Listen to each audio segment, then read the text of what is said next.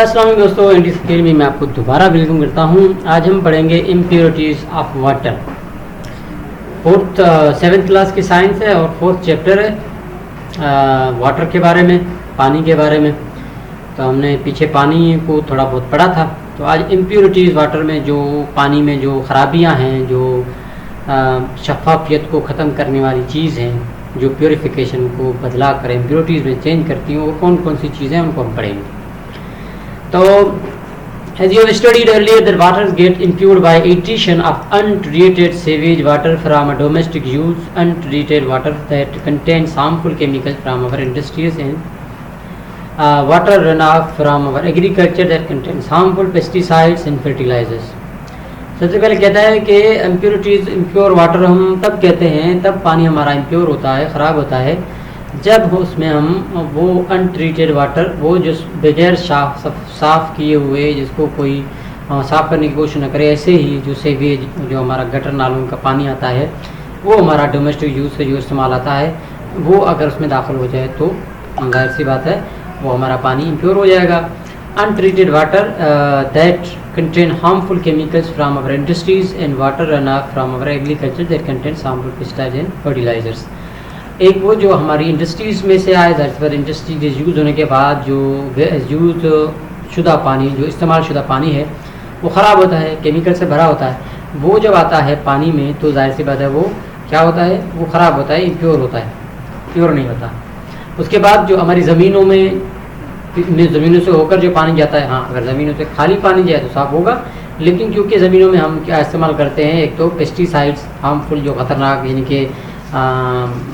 जो हम कीड़े मकोड़ों मारने के लिए या ऐसी बीमारियों को ख़त्म करने के लिए पेस्टिसाइड्स लगाते हैं, जो दवाएं लगाते हैं, अद्वियात लगाते हैं, फर्टिलाइज़र्स लगाते हैं, भान वगैरह, तो वो सारे क्या कर जाते हैं, पानी को इम्प्योर कर जाते हैं। फिर वो अगर पानी ज़मीन से होता हुआ जाएगा तो फिर क्या करेगा, उसको इम्प्योर करेगा। And these impurities in water have severe impact on the health of Pakistani citizens, plants and animals. जाहिर सी बात है ये इम्प्योरिटीज़ जो वाटर में होंगी वो जाहिर सी बात है ख़तरनाक जो है इम्पेक्ट करेंगी हमारी हेल्थ पर, चाहे हमारे प्लांट्स हो या हमारे जानवर हो, उनकी हेल्थ पर जो इश्यूज़ आएंगे, तो ये बहुत ही ख़तरनाक है। These impurities include undissolved and dissolved substances such as sand, clay, peat, animal mass, decomposed vegetation, crop cutting, microorganisms that cause disease, chemical from industries and domestic use, metal traces, dichloro diphenyl, trichloroethane जिसको DDT कहते हैं, DDT कहते हैं, and agriculture run off, और agriculture में से वो जो पानी आए। These impurities in water cause water-borne disease such as hepatitis A, B, C, amoebic and other dysanities, diarrhea, typhoid and Naegleria infection. Similarly, these impurities cause increased rate of viral infected vegetables and fruit and different fungal infections in cattle and son. अच्छा, अब ये कहता है कि जो impurities हैं, ये चाहे वो डिज़ोल्व वाली हो, यानी कि जो घुलने वाली इम्प्योरिटीज़ हो, या ना घुलने वाली, यानी कि उसमें पड़ी हो, जाहिर से उसमें सैंड यानी मिट्टी वगैरह भी हो सकती है, और जो है वो हमारे अंगार भी हो सकते हैं, और जानवरों का एनिमल मास और डिकम्पोज वेजिटेशन भी होती है, बहुत सारी चीज़ें, यानी कि माइक्रो ऑर्गेनिज्म जो बीमारियां फैलाते हैं। फिर ये जो एक जो DDT, एक जो केमिकल क्या कहते हैं वो, उसके अलावा जो पानी में यानी कि इस पानी के जैसे बीमारियां होती है, hepatitis B, A, B, C, उसके अलावा टाइफाइड, डायरिया, ये सारी बीमारियां जो है वो इसी की वजह से ही होती हैं। और उसके अलावा ये इम्प्योरिटीज़ जो है वो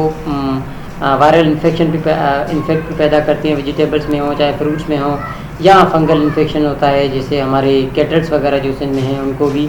जो है वो, और ये क्या करता है, इम्प्योर वाटर जो है वो नुकसान पहुँचाता है।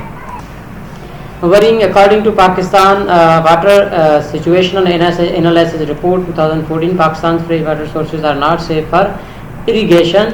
household and industrial activities, although since 1990 access to improved water has been raised from 85 to 92%, still 64% of rural population does not have access to drinkable water.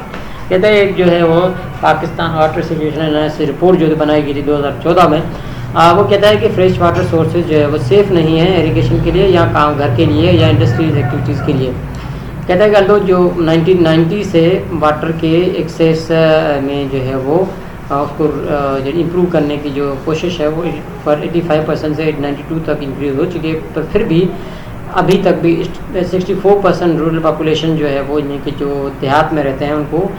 Drinkable water मुहैया नहीं होता। जैसे आप अगर बदीन में हमारा देखेंगे, मैं बदीन में रहता हूँ, तो बदीन में स्टिल जो है वो बहुत ज़्यादा इलाके हैं जहाँ पर पानी का साफ शफाफ पानी मिलना बहुत ही मुश्किल होता है। Water is a term as a polluted water when it has only all undesired and harmful physical, chemical and biological impurities. These impurities include disease causing microbes, clays and peat, decomposed vegetation, animal dungs, scent particles and chemicals such as metal and DDT. कहता है कि polluted यानी pollution वाला पानी उसे कह सकते हैं जिसमें वो जो भी ज़रूरत वाला ना हो, जिन फिज़िकल चीज़ों की वो हार्मफुल फिज़िकल या चाहे केमिकल इम्प्योरिटीज़ हों वो उसमें होंगी, तो हम इसके कहेंगे ये इम्प्योर वाटर है, जिसमें कहता है कि वो बहुत सारी डिजीज़ का जो है वो सबब बनती है, माइक्रोब्स की और किलेज भी और पीट जो हमने पहले बताया, तो ये सारे और इसके अलावा केमिकल्स जो ये चीज़ें या मेटल्स हैं जैसे कि DDT, ये सारे जो है वो इसके इम्प्योरिटीज़ का पॉल्यूशन का सबब बनते हैं। तो उम्मीद है आप लोगों को ये इम्प्योरिटी समझ में आ गई होंगी। समझ में आ गई है तो यार सब्सक्राइब कर लो, कमेंट में सजेस्ट भी कर लो और हमें सपोर्ट भी कर दो नीचे गए नंबर पर। अस्सलाम वालेकुम।